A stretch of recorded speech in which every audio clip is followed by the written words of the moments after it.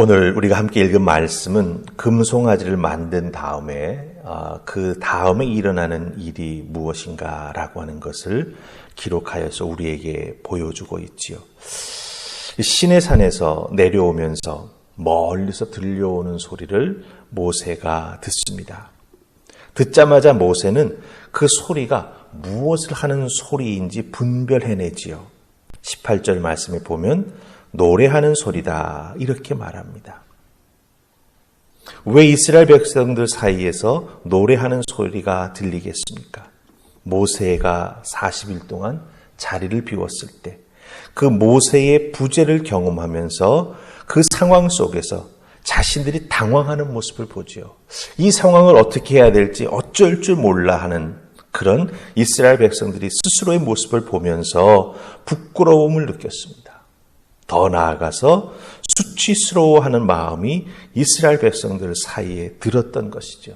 그래서 이스라엘 백성들은 금송아지를 만들어서 자신들의 수치심을 우상 숭배로 바꾸는 것이죠. 자신들의 수치심을 우상 숭배로 감추는 것입니다.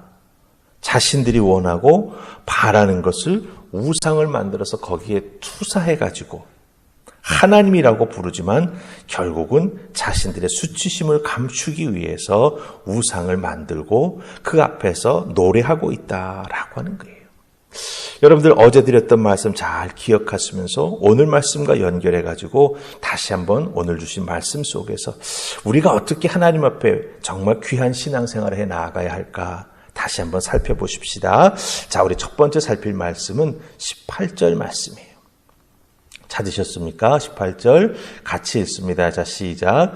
모세가 이르되 이는 승전가도 아니요 패하여 부르짖는 소리도 아니라 내가 듣기에는 노래하는 소리로다 하고 아멘. 내가 듣기에는 노래하는 소리로다 이렇게 말합니다. 32장 앞부분 6절에 보면 금송아지를 만들고 난 다음에 이스라엘 백성들이 그 금송아지 앞에 앉아서 먹고 마시고 일어나서 뛰놀더라라고 하는 표현이 있습니다. 우상 앞에 앉아서 먹고 마시고 그 다음에 일어나서 신나서 뛰놀면서 오늘 말씀 18절과 연결해 보면 그 자리에서 노래를 한 거예요. 그런데 그들이 부르는 노래가 어떤 노래인지 여러분 여기서 분별이 됐습니까? 모세가 그 들려오는 소리를 들으면서 승전가도 아니다라고 말합니다. 패하여 부르짖는 소리도 아니다라고 말합니다. 그러니까 승전가는 승전가를 부르는 사람이 있죠. 패전에서 정말 아픔을 외치는 자들은 그 패전에서 아파하는 당사자들이 있습니다. 그런데 여기서 들려오는 그 노래 소리는 성경학자들은 이렇게 말합니다. 승전가도 아니요, 패전에서 아파서 부르짖는 소리도 아니요, 그냥 무분별하게 제멋대로 유흥을 위해서 부르는 노랫소리다. 이렇게 주석을 합니다. 당황한 마음을 달래고 수치심을 감추기 위해 하나님을 예배하는 노래가 아닌 우상 앞에서 자기의 마음을 달래고 감정을 달래고 자기를 숨기기 위해서 노래를 부르고 있다라고 하는 거예요.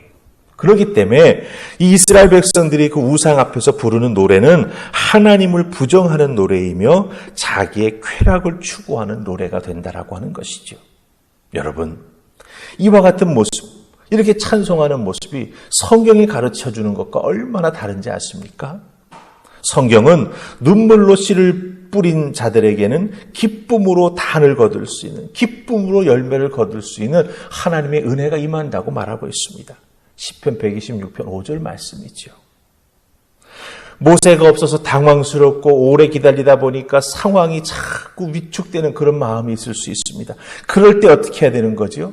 그 상황, 그 아픔, 그 당황스러움 그대로 가지고 하나님 앞에 나아가야 하는 거지요. 눈물로 하나님의 이름을 부르면서 부르짖어야 되는 것이죠.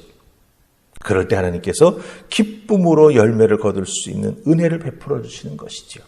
그런데 그들은 그렇게 하지 않았습니다. 금송아지를 만들어 놓고 그 앞에서 기뻐 뛰면서 노래를 불렀습니다. 자기를 감추고 자기를 뭔가 좋은 것처럼 꾸미기 위해서 노래를 불렀던 것이죠. 여러분들, 마태복음 5장 4절은 뭐라고 말씀하는지 아십니까? 애통하는 자는 하나님께서 위로를 베풀어 주실 것이다 라고 약속합니다. 여러분들, 우리 인생에 당황스럽고 수치스러운 일 일어날 수 있습니다. 그럴 때 우리가 그 상황 속에서 어떻게 대처하느냐라고 하는 게 진짜 신앙이에요.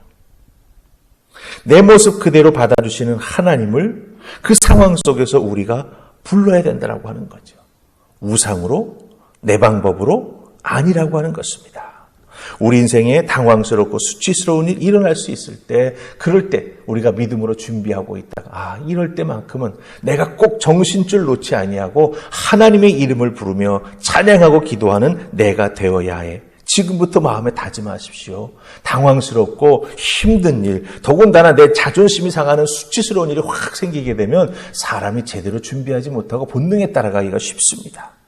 그렇기 때문에 믿음으로 깨어 준비하고 우리 마음판에 잘 새겨놓아야 어렵고 힘든 일, 갑작스러운 당황스러운 일이 생길 때 믿음으로 우리가 거기에 대응하며 나아갈 수 있다라고 하는 것입니다. 오늘 말씀 속에서 이스라엘 백성들이 보여주는 노래하는 소리, 그 노래하는 소리를 듣고 거기에 대해서 모세가 그 본질을 딱 짚어주는 그 말씀 속에 우리를 향한 하나님의 마음이 담겨져 있음을 기억하시고, 정말 어렵고 힘들 때 하나님 이름 부르면 하나님 도와주시는 그 은혜가 임할 줄 믿고 꼭 하나님을 찾는 여러분 되시기를 주님의 이름으로 축복합니다. 자, 두 번째 우리 보실 말씀은 모세가 내려와서 아론 앞에 딱 서지 않습니까? 아론이 사실은 제사장으로서 그 자리에서 리더십을 발휘했어야 되죠. 그렇지 못한 것에 대해서 모세가 지적을 하니 아론이 거기에 답변을 합니다. 자, 우리 21절 보시고 마지막 24절로 갑니다. 중간에 있는 건 읽지 않고, 자, 먼저 우리 21절입니다. 자, 시작.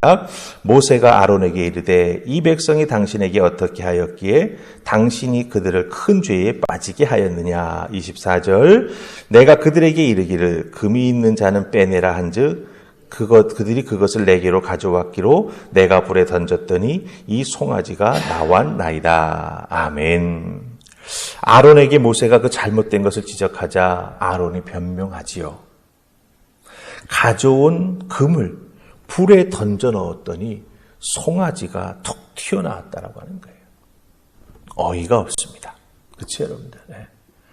금을 불 속에 넣었는데 거기서 송아지가 형상이 만들어져 가지고 나왔습니까? 앞부분에 보면 아니잖아요. 다 칼로 새겨서 형상을 만들어. 여기서 우리가 발견하는 건 뭡니까? 죄는 하나님과의 관계를 깨뜨립니다. 근데 거기에서 끝나는 게 아니고요. 죄 지은 사람은 그 죄를 합리화하려고 변명하기에 급급해진다라고 하는 거예요. 변명하다 보면 점점 더 큰 죄를 짓게 됩니다. 아담이 범죄한 후에 하나님께 뭐라고 변명했습니까? 하나님 주신 여자가 나를 꾀어서 내가 죄를 짓게 되었습니다. 창세기 3장 12절에 보면 그렇게 말하는 아담의 모습을 봅니다. 여러분, 인간은 죄를 추궁당할 때마다 이렇게 핑계대고 변명을 해왔습니다. 결국 그 변명의 내용은 뭡니까? 내가 주도한 게 아니다. 상황이 그랬고 사람들이 그랬고 그저 나는 따라갔을 뿐이다. 여러분, 꼭 기억하세요. 변명이 하나님과의 관계를 회복시켜주는 게 아닙니다. 회개하는 것만이 하나님과의 관계를 회복할 수 있다라고 하는 거예요. 죄를 범했으면 나의 잘못이고 내 선택의 결정임을 인정하고 고백하고 회개할 때 하나님께서 그 간절한 모습, 하나님 앞에 나오기를 소망하는 그 눈물에 회개하는 모습을 보시고 하나님께서 용서해 주시고 그 자리에서 다시 한번 일으켜 세워주시는 은총을 베풀어 주신다라고 하는 거죠. 그렇게 될 때 여러분들, 우리들의 신앙생활 속에서 하나님의 은혜가 무엇인지 다시 한번 확인하고 하나님 앞에 나아가는 믿음의 사람이 된다라고 하는 것입니다. 여러분, 부끄러움, 수치심, 그럴 때마다 어떻게 해야 된다고요? 하나님의 이름을 부르며 하나님 앞에 나아가야 진정한 회복, 진정한 자존감, 진정 하나님 주시는 자신감을 소유하며 살아가는 우리가 된다라고 하는 거예요.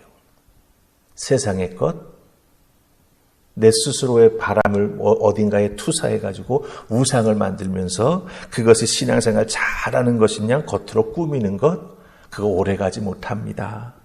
기억하세요. 죄를 지었으면 하나님 앞에 회개하고 변명하지 아니하는 것, 그게 정말 가장 회복되는 지름길임을 기억하시면서 하나님 앞에 나아가 늘 정말 흔들리지 않은 믿음으로 하나님을 섬기는, 예배하는 내가 되기를 소망합니다. 기도하는 여러분들 되시기를 주님의 이름으로 축복합니다. 아멘. 우리 기도하십시다. 좋으신 하나님 감사합니다.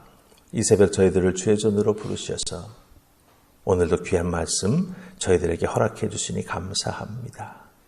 하나님, 우리들이 믿음의 삶을 살면서 올곧게 신앙생활 잘하면 참 좋은데 흔들릴 때가 있습니다. 특별히 내 자신에게 상처가 생길 때 그 상처를 감추거나 그 상처를 빨리 회복시키기를 바라는 마음이 앞서게 될 때 그것이 욕심이 됩니다. 욕심이 되면 신앙의 길을 벗어나서 빨리빨리 무언가 해보려고 하게 됩니다. 하나님의 뜻이나 하나님의 시간표가 아닌 내 생각과 내 욕망이 앞서게 됩니다. 이런 우리가 되지 않도록 주여 도우시고, 어렵고 힘들지만 때로는 멀리 돌아가는 것 같은 시간의 흐름이 우리에게 필요할 수도 있지만 그 기간을 우리가 믿음으로 묵묵히 잘 이겨내고 견뎌낼 때 하나님 도우시고 하나님 이끌어 주시며 하나님께서 우리의 삶을 붙잡아 주심을 기억하게 하옵소서. 오늘 주신 말씀 속에서 우리들은 신앙생활에 나아가며 하나님 앞에 변명하는 자리에 서지 않도록 우리를 도우시고 늘 하나님의 음성을 청종하며 하나님의 뜻을 준행해 나아가는 우리 모두가 되게 하여 주시옵소서. 성령 하나님, 우리를 지켜주시고 흔들리지 않게 우리와 함께 해주시기를 소망하옵고 예수님 이름으로 기도하옵나이다. 아멘.